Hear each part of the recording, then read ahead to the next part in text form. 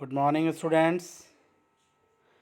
हम पढ़ रहे थे रेगुलेशन ऑफ एंजाइम एक्टिविटी, जिसके बारे में हमने कंट्रोल ऑफ एंजाइम क्वांटिटी आपको बता दिया था और control of catalytic efficiency of enzyme की हम बात कर रहे थे, जिसमें एलोस्टेरिक रेगुलेशन कल हम बात कर चुके थे।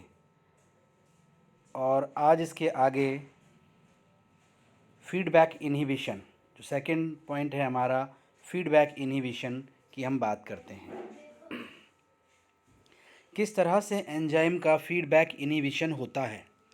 मैंने अपनी प्रीवियस क्लास में भी आपको बताया था कि जब एंड प्रोडक्ट बहुत ज़्यादा मात्रा में बन जाता है और हार्मफुल इफ़ेक्ट क्रिएट करने लग जाता है, तो वो एंड प्रोडक्ट ही इन्हिबिटर की तरह काम करता है। आप यहाँ देख सकते हैं, ये एंड प्रोडक्ट है और ये फर्स्ट लाइन के जो एंजाइम है उसी को ब्लॉक कर देता है और आगे की सारी प्रोसेस को रोक देता है।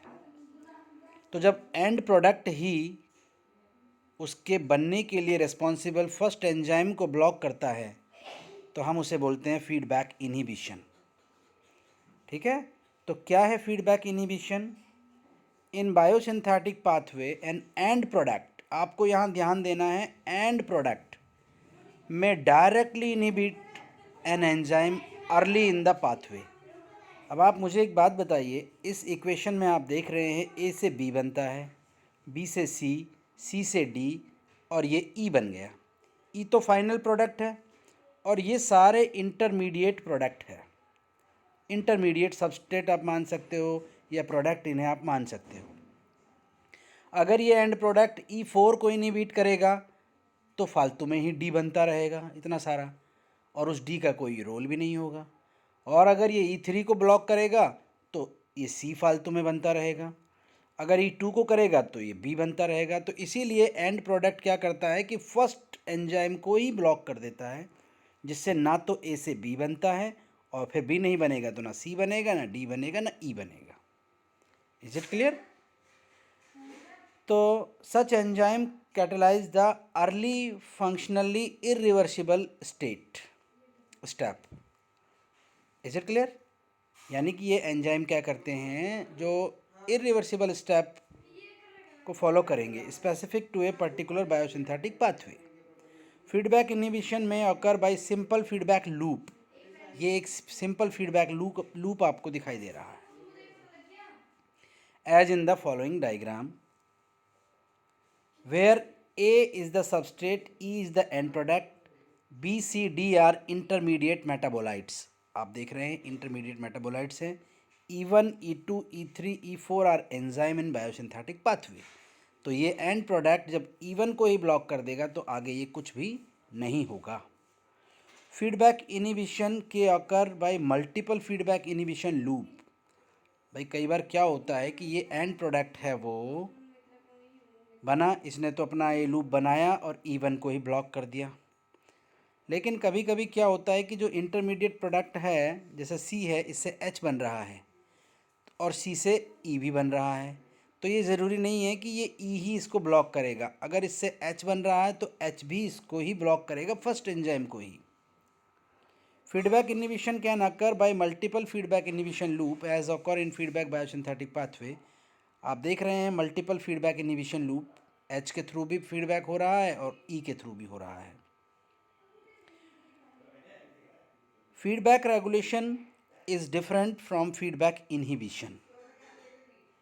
अब फीडबैक रेगुलेशन की हम बात कर रहे हैं। It mean that an end product in reaches decreases the rate of enzyme synthesis at the level of gene expression. अगर एंड प्रोडक्ट एक सर्टेन लेवल तक बन जाता है बॉडी के अंदर, एक फिक्स लेवल तक, तो फिर वो इन्हीं फीडबैक रेगुलेशन करेगा फर्स्ट एंजाइम को ही। It does not affect the enzyme activity, यानी कि ये एंजाइम की एक्टिविटी को अफेक्ट नहीं करेगा। It decrease the enzyme quantity through the action of gene that encode the enzyme. अब ये देखिए कितनी इंपॉर्टेंट बात है। फीडबैक रेगुलेशन में क्या होगा कि ये एंड प्रोडक्ट जो होगा वो डायरेक्ट ही इस एंजाइम को बंद नहीं करेगा, इस एंजाइम को बनाने वाली जीन को ब्लॉक करेगा। समझिएगा बात को। रेगुलेशन में क्या करेगा कि इस एंजाइम पे कोई इफ़ेक्ट नहीं किया, लेकिन इस एंजाइम को बनाने वाली जो जीन है उसको ब्लॉक करेगा ये। It is complicated process that take hours to day, जो बहुत कॉम्प्लेक्स प्रोसेस है, जो कुछ घंटों से लेके कुछ दिन तक चलता है। फॉर एग्जाम्पल आप देखेंगे, एच एम जी को enzyme A reductase enzyme by dietary cholesterol, यानी कि ये जो एंजाइम है ये घट जाएगा अगर हम डाइट में ही कोलेस्ट्रॉल लेने लग जाएंगे। तो जब डाइट में कोलेस्ट्रॉल आने लग जाएगा तो बॉडी को कोलेस्ट्रॉल बनाने की ज़रूरत नहीं होगी। तो क्या होगा कि ये इस एंजाइम को बनाने वाले जीन को ही ब्लॉक कर देंगे।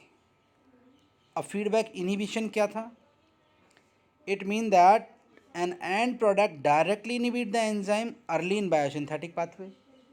इनहिबिशन में क्या हो रहा है कि ये एंजाइम जो बना था ई, वो फर्स्ट एंजाइम जो E1 है उसको ही ब्लॉक कर देगा, डायरेक्ट एंजाइम पे काम करेगा। और जबकि रेगुलेशन में क्या होगा, उस एंजाइम को बनाने वाले जीन को रोका जाएगा। It does not affect enzyme quantity, it decrease enzyme activity. ये इंपॉर्टेंट बात है कि ये एंजाइम की एक्टिविटी को डिक्रीज करेगा। Is it clear? It is direct and rapid process that occur in second two minutes. ये तो विद इन सेकेंड और कुछ मिनट में ही ये प्रोसेस ख़त्म कर देगा, एंजाइम की एक्टिविटी को कम कर देगा मतलब। और ये है जो कुछ घंटे से लेके कुछ डेज तक चलेगा। For example, CTP inhibit separate trans carbamylase enzyme in pyrimidine synthetase. CTP क्या करेगा? एक एग्जाम्पल है, CTP इनहिबिट है जो एस्पार्टेट ट्रांस कार्बाइलेज एंजाइम इन पिरामिडिन सिंथेसिस। जब पिरामिडिन सिंथेसिस में एंड प्रोडक्ट बनता है तो ये जो CTP जो बनता है वो इस एंजाइम को ब्लॉक कर देता है, इसकी एक्टिविटी को कम कर देता है। तो दोनों में समझ में आया आपको फीडबैक। रेगुलेशन में तो उस एंजाइम को बनाने वाले जीन को ब्लॉक करेगा, और जबकि इनहिबिशन में क्या होगा कि उस एंजाइम की एक्टिविटी को ही कम कर दिया जाएगा। अब नेक्स्ट रेगुलेशन आप देखेंगे, प्रो एंजाइम या जाइमोजेंस। क्या होते हैं प्रो एंजाइम या जाइमोजेंस? अब आपने देखा होगा कि जैसे हम बात करें हमारे स्टमक के अंदर पैप्सिन है वो इनएक्टिव फॉर्म में होता है, यानी पैप्सिनोजन की फॉर्म में होता है। अब वो पैप्सिनोजन कैसे एक्टिव होता है? अगर देखिएगा खाना नहीं है, प्रोटीन नहीं है, तो वो पैप्सिन की कोई ज़रूरत नहीं है और वो पैप्सिनोजन की फॉर्म में रहेगा। यानी कि ये पैप्सिनोजन प्रोटीन की प्रेजेंस में HCl से एक्टिवेट होता है और तब बनता है एक्टिव पैप्सिन। तो देखेंगे यहाँ secreted inactive forms called proenzyme और zymogen. Example zymogen include pepsinogen, trypsinogen, chymotrypsinogen और prothrombin and clotting factors. Zymogen is inactive because it contains an additional polypeptide chain। आप यहाँ देखें, ये है जाइमोजन। ये अगर इसके साथ ये खास पेप्टाइड जब तक रहेगा तो ये इसकी एक्टिव साइट को ढक देगा, यानी कि बंद कर देगा। तो सबस्ट्रेट से ये कोई रिएक्शन नहीं करेगा क्योंकि इस पे एक एडिशनल पॉलीपेप्टाइड चेन जुड़ी हुई है। ये मास्क कर देगा, ब्लॉक कर देगा एक्टिव साइट ऑफ एंजाइम को। अब activation of zymogen occur by removal. अब ये एक्टिव कब होगा? जब इसको रिमूव किया जाएगा, इस एडिशनल पॉलीपेप्टाइड को, दैट जिसने एक्टिव साइट को मास्क किया हुआ है। तो अब अगर हम देखें कि पैप्सिनोजन एक एग्जांपल मैं अगर लूँ तो इस पे HCl जैसे हम डालते हैं तो वो HCl इस पॉलीपेप्टाइड को यहाँ से रिमूव कर देता है और ये एक्टिव एंजाइम बन जाता है पैप्सिन, और वो सबस्ट्रेट से रिएक्शन करता है। देखिए आप डायग्राम में कि भाई जैसे ही HCl डाला, इसने इस एडिशनल पॉलीपेप्टाइड को रिमूव कर दिया और ये एक्टिव एंजाइम बन गया। ये सबस्ट्रेट से रिएक्शन करेगा और सबस्ट्रेट से रिएक्शन करके एंजाइम सबस्ट्रेट कॉम्प्लेक्स बना देगा और रिएक्शन प्रोसीड हो जाएगी। Is it clear? तो जो जाइमोजन है इनएक्टिव फॉर्म में जो एंजाइम्स हैं वो एक्टिव हो जाते हैं जब उनसे एडिशनल पॉलीपेप्टाइड को हटा दिया जाता है और फिर वो अपनी रेट ऑफ रिएक्शन को परफॉर्म करते हैं। Is it clear? अब देखिए अलग अलग एंजाइम के लिए अलग अलग एक्टिवेटर्स चाहिए। क्या क्या?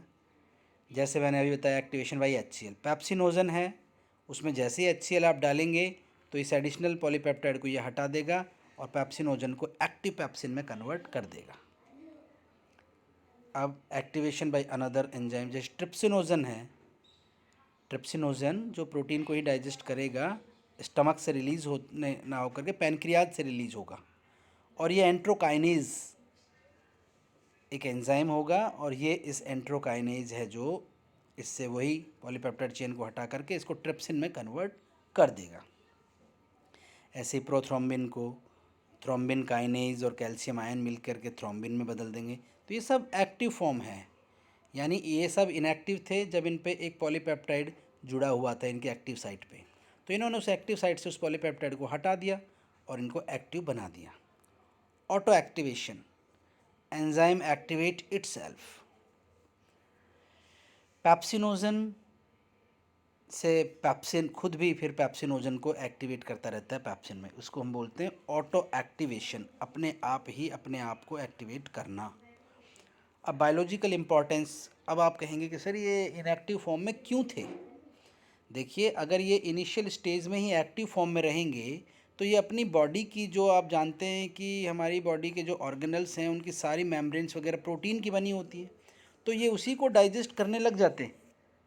तो देखिए आप यहाँ, some enzyme are secreted in zymogen form to protect the tissue of origin from autodigestion. खुद के द्वारा खुद के ऑर्गन को ही डाइजेशन कर देंगे अगर ये एक्टिव रहेंगे इनिशियल स्टेज में ही। तो is it clear? Another biological importance of zymogen is to ensure rapid mobilization of enzyme activity at the time of need। और ये क्या करते हैं कि इनएक्टिव में बहुत तेज़ी से मूव करते हैं ये, और जैसे ही प्रोटीन या इनका सबस्ट्रेट आता है तो उस पर फास्टली रिएक्ट करते हैं। तो ये था आप जाइमोजन फॉर्म में रेगुलेशन किस तरह से हो रहा है। और अब नेक्स्ट आपका आता है protein protein interaction. Protein protein interaction क्या है?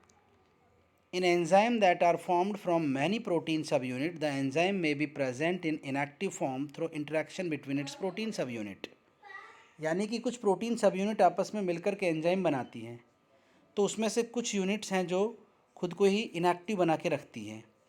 Whole enzyme formed of regulatory and catalytic subunit is inactive.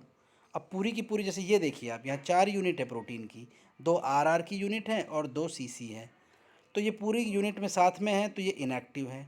और जैसे ही अगर इनको साइक्लिक AMP के द्वारा इस RR यूनिट्स को हटा दिया जाएगा तो ये CCA एक्टिव फॉर्म में आ जाएगा, और एक्टिव होने के बाद क्या करेगा? अपनी रेट ऑफ रिएक्शन परफॉर्म करेगा। Catalytic subunit from regulatory subunit, protein kinase A enzyme is an example regulated by enzyme activity through protein interaction. The enzyme is formed 4 subunit, 2R unit है, 2C units है। Whole enzyme 2R 2C। जब cyclic AMP आता है तो ये 2R unit 2C unit से separate हो जाती है और ये एक्टिवेट हो जाती है और अपने काम को अंजाम देती है। और फिर लास्ट मैकेनिज्म आप पढ़ेंगे कोवैलेंट मॉडिफिकेशन। कोवैलेंट मॉडिफिकेशन क्या है? ये कोवैलेंट बॉन्ड बनाएंगे डिफरेंट डिफरेंट केमिकल से। It means modification of enzyme activity by many enzymes through formation of covalent bond। जैसे मिथाइल ग्रुप जोड़ दिया कोवैलेंट बॉन्ड से तो मिथाइलेशन, हाइड्रोक्सिलेशन, एडिनाइलेशन और फॉस्फोराइलेशन, ये सारे जब काम होंगे तो क्या होगा?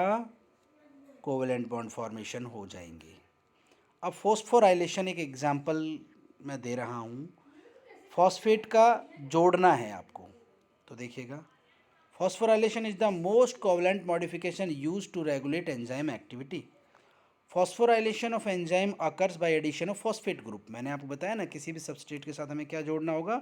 phosphate group to enzyme at the hydroxyl group of serine, threonine और tyrosine। this occur by protein kinase enzyme। यानी प्रोटीन काइनेज एंजाइम किसी भी सबस्ट्रेट के साथ जब जुड़ता है तो पहले उसका फॉस्फोराइलेशन होता है।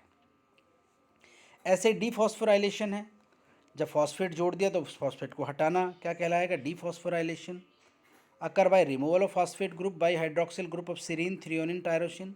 This occur by phosphatase enzyme, और ये कब होगा, फॉस्फेटेज एंजाइम के through. The phosphorylated form is the active form. सभी एंजाइम पे जब फॉस्फेट ग्रुप जुड़ता है तो वो एक्टिव फॉर्म होती है, while dephosphorylated form is the active form in other enzyme. देखो, कुछ एंजाइम तो तब एक्टिव होते हैं जब उन पर फॉस्फेट ग्रुप जुड़ता है, और कुछ एंजाइम तब एक्टिवेट होते हैं जब उनसे फॉस्फेट एंजाइम हट जाता है। जैसे फॉस्फेटेज एंजाइम कब एक्टिव होगा, जब फॉस्फेट ग्रुप हट जाएगा, ठीक है। और ऊपर वाले सारे हैं जो काइनेज वाला एंजाइम है वो फॉस्फेट जुड़ने से एक्टिव होगा। Phosphorylated form is the active form in some enzyme while the dephosphorylated other enzyme. Example है enzyme activated by phosphorylation. These are usually enzyme breakdown reactions. Glycogen phosphorylase that break down glycogen into glucose. ये enzyme glycogen को glucose में तोड़ देता है। Citrate lyase which break down citrate. Lipase that hydrolyzing triglyceride into glycerol and fatty acid. Example of the enzyme activated by phosphorylation. These are usually enzyme biosynthetic reaction. यानी glycogen synthetase which catalysed biosynthesis of glycogen, और acetyl coenzyme A carboxylase an enzyme in fatty acid biosynthesis, और HMG coenzyme में reduce the enzyme in cholesterol biosynthesis. तो ये सारे के सारे examples हैं आपके एंजाइम के रेगुलेशन के, यानी एंजाइम की जो एक्टिविटीज़ हैं उन्हें इस तरह से रेगुलेट किया जाता है, जो काफ़ी इम्पॉर्टेंट टॉपिक है और आप सबको ये पढ़ना है। Is it clear? तो ये हुआ हमारा रेगुलेशन ऑफ एंजाइम एक्टिविटी। तो आज के लिए इतना काफ़ी है, नेक्स्ट क्लास में बात करते हैं नेक्स्ट टॉपिक की। Thank you.